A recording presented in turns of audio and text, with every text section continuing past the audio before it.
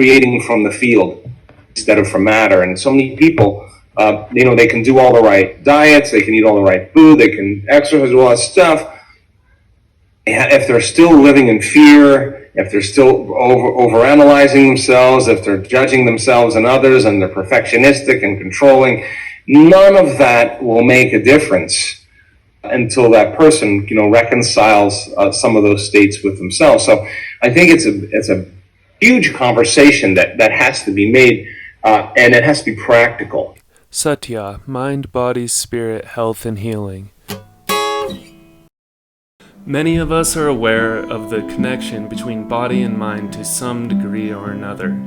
We understand that stress plays a role in many of the ailments we experience. For example, it is now common knowledge that stress can cause headaches, migraines, and stomach ulcers. Over the course of the last 2 years, since learning about the mind-body syndrome, I have come to realize that the effects of mind on the body are much more far-reaching and extreme than what I could have previously fathomed.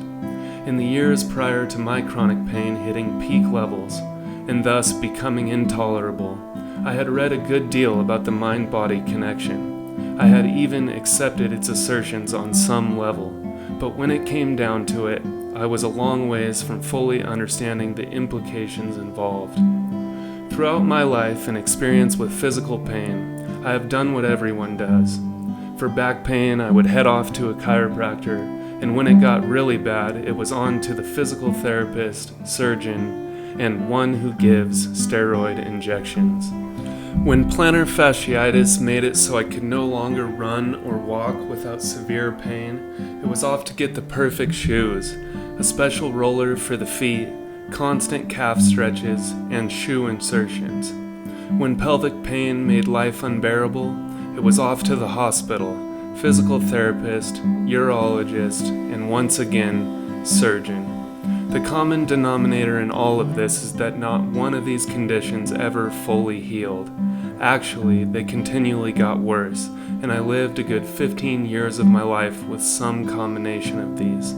This doesn't even mention the other conditions that come and go throughout one's life. Allergies, hernias, ulcers, frozen shoulders, insomnia, ad nauseum. Before my encounter with and acceptance of TMS, I truly believed that the cause of my pain was something physical, a structural abnormality, a bacteria, a tight muscle, poor nutrition, not enough of the right exercise or stretching, etc., and that the only way I could manage it was to continue pursuing physical remedies. If I could only stretch enough, drink enough spinach and kale, find the right specialist, I would be okay. Well, as it turns out, none of this was true. The true cause and proper diagnosis for everything I had experienced turned out to be TMS, the mind-body syndrome. This may sound wild, and I assure you, it is. It is a daunting and chilling fact, but one that provides hope and a confidence that one can actually heal permanently from chronic pain. This TMS talk came from a blog called Defining TMS, the Mind-Body Syndrome.